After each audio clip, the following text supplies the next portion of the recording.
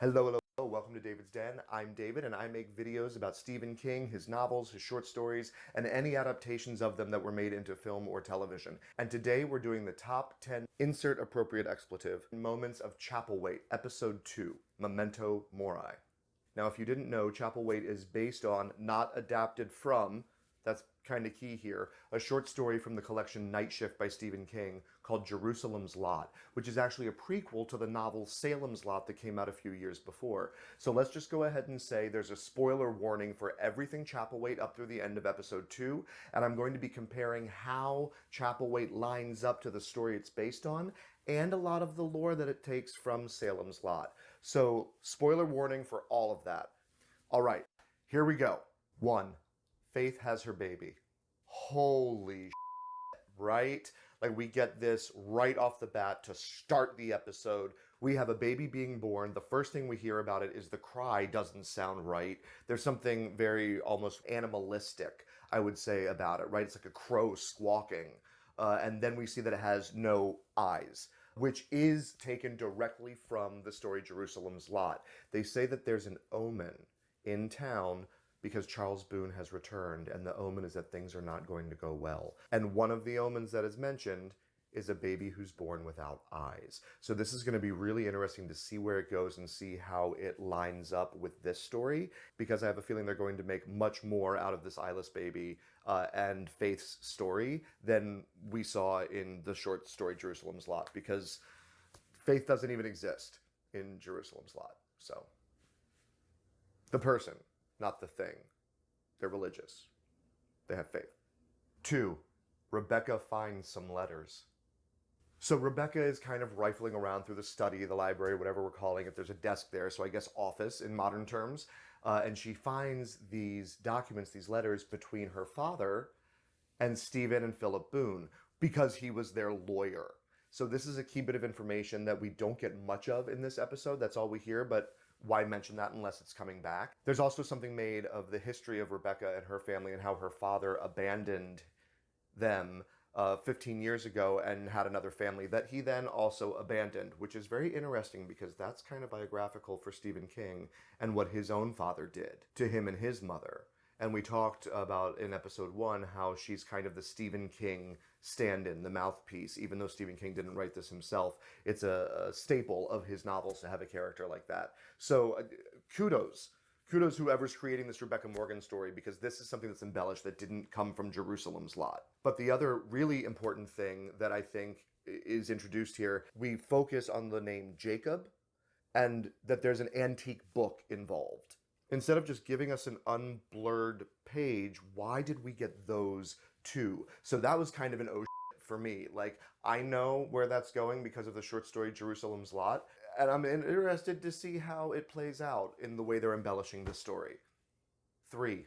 Don't let old prejudice impede current progress. Okay, so I'm trying to do these in episode order, but I'm grouping some things together because I want to talk about a theme, so I'm jumping ahead a little bit.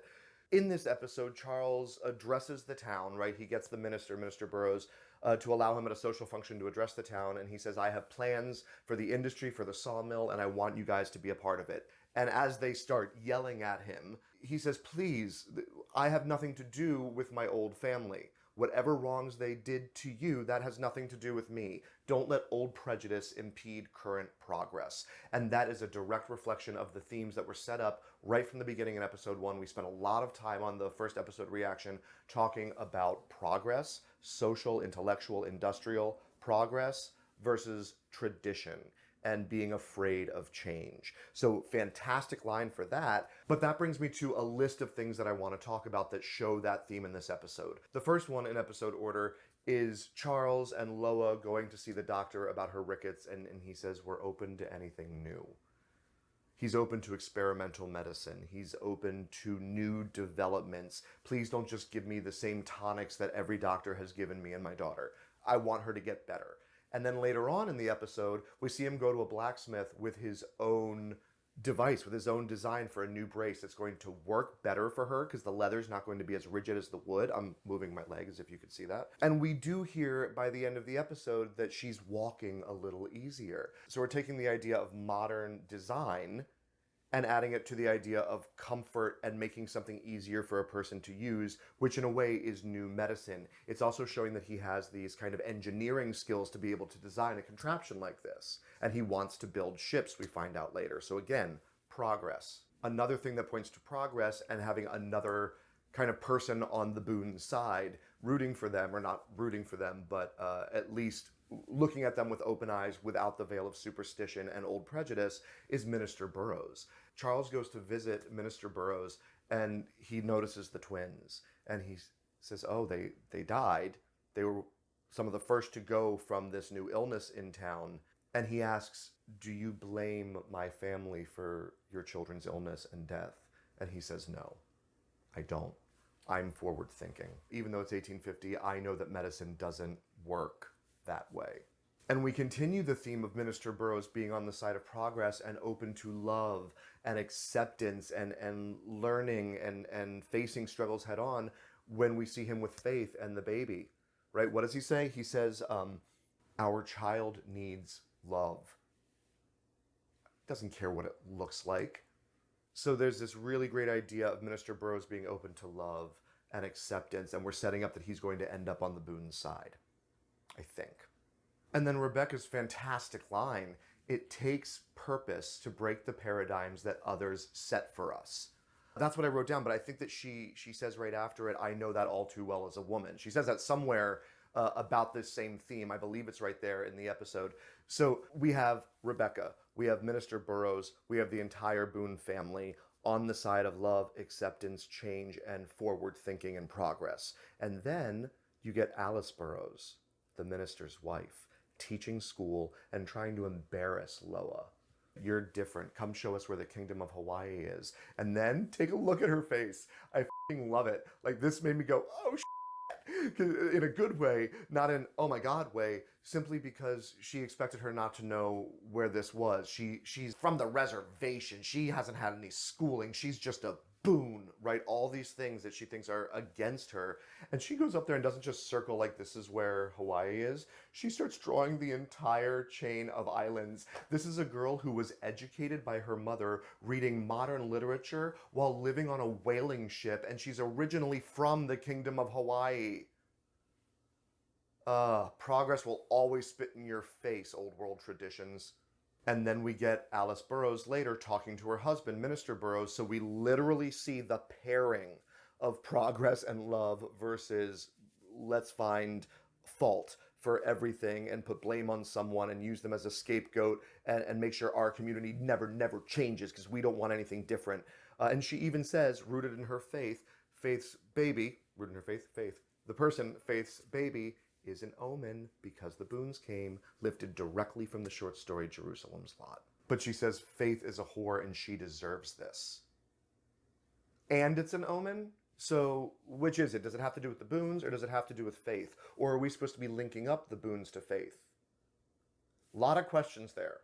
A lot of questions about Faith. Her background's kind of a mystery. And we're going to get there in a minute. All right, I'm getting ahead of myself. 4. We lost the twins 2 years ago. I know I already talked about this in terms of progress and Minister Burroughs and medicine and the illness in town, but I want to bring up the other key piece of information that we learned. Marcella, Stephen's daughter, Charles's niece, was a playmate of the twins. Now we know that there's some illness and we know that it has something to do with the town, and if we want to take a minute to look at a line from the last episode, Rebecca says the way the illness works is people often get tired, then they get confused, and then they die. Now, if we look at the vampire lore from Salem's Lot, people don't get bitten and turn into a vampire right away, okay? They get bitten, they let someone in through the window. If you saw the miniseries, that famous kind of really creepy scene with Danny scratching on the window, but they come in, they feed a little bit, the next few days they get tired, these people get pale, just like Susan Mallory that we saw with the bunny in the last episode. And then they start kind of hallucinating. If you remember in Salem's Lot, you have Marjorie Glick saying, where's Danny? I can feel him suckling on my breast, as if he was a baby nursing, and we find out that's where he's been drinking from her. Because anyway, that's way too much into Salem's Lot. The bottom line is we're seeing that progress. And if all of this started with the Boone family somehow and then spread through the town, maybe this is the key, that Marcella passed it on to the twins. right? That might be our first link from the Boone family to the illness in town. Maybe. Great bit of information there. 5. Apple Girl. Oh, what the fuckity was that? I mean, that it's literally a girl in a raggedy dress, looking sickly, just standing there with an apple, but also like sensual, sexy. And she's like, "Hey, Mr. Boone, up on your little carriage there. The worm is calling. Isn't that just what your father said? The worm is coming." And I'm going to walk off into the woods now and leave you confused, to simply ride off and just kind of wonder, did he think he was hallucinating? Why didn't he try to care for this girl? Maybe it's the illness, because he knows about the illness already, and they've seen Susan and how she looks, so maybe that has to do with it. Anyway, it's very intriguing. What the is up with this Apple Girl? And by the way, I looked it up in the credits. She's not given a name. She's literally on IMDb as Apple Girl. I love that. 6. There are other gods. Okay, I know I've already talked a little bit about the we need to name him moment and love for the baby, but this is the scene where we actually find out the plot point of Reverend Burroughs being the father of Faith's child. And then when Faith says, this is being done, I gave birth to this baby as a punishment for the sins of my past. And remember, we don't know anything about her past. We get Alice Burroughs later saying, where did she even come from? So this is a main question of the story right now. Where did this woman come from? What is her past? When Minister Burroughs says, my God doesn't do that because he believes in a God of love and a world of just humankind behavior, she says, there are other gods, Martin.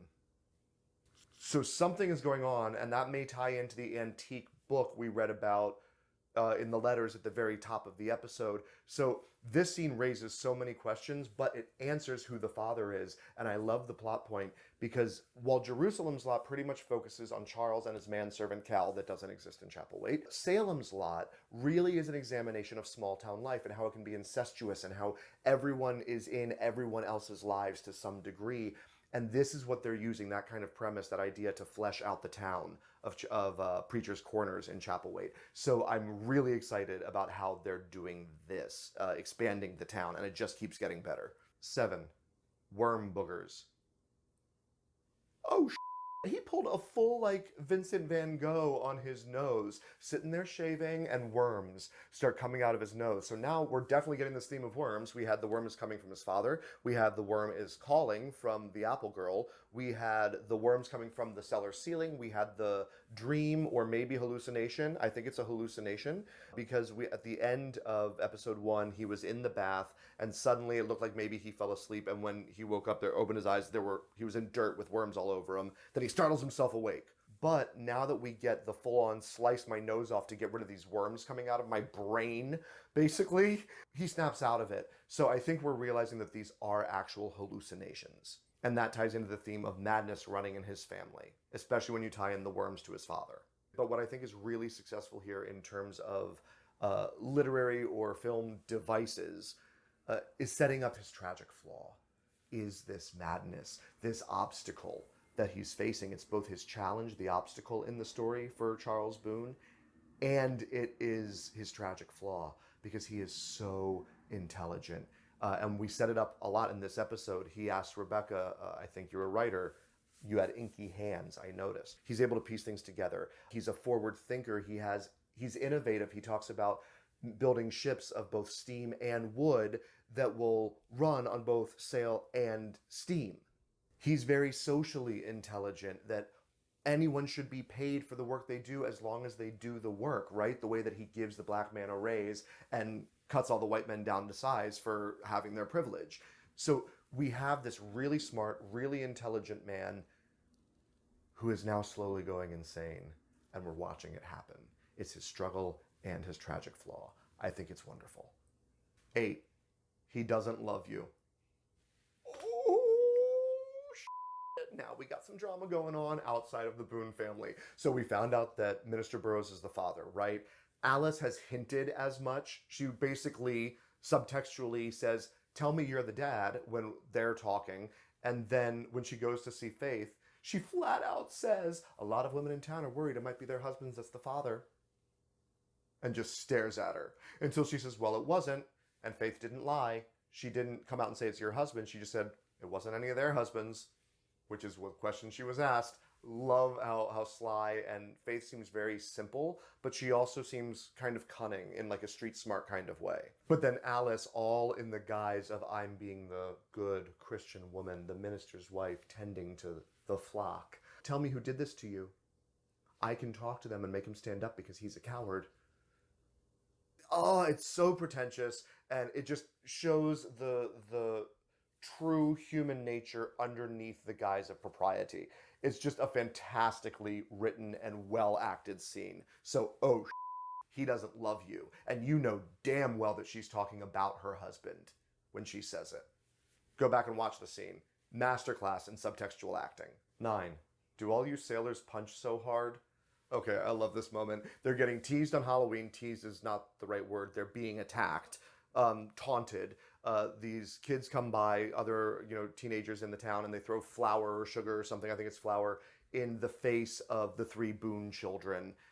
And they make a very negative comment toward the black man when they do it to him as well. And when Abel tries to stand up, he gets punched out. She's like, no, I'm a sea captain's daughter. You don't with me.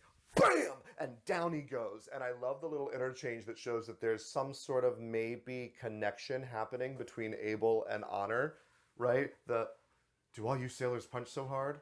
Do all you farm boys go down that easy? I love that interchange. It's clever. They're not going to take from anyone. Great character development. And it shows us that Honor's a badass. She's not just this beautiful young woman who seems to always kind of do what she's supposed to do. She's an independent thinker, right? We got a glimpse of that with her interchanges with Rebecca when they first met.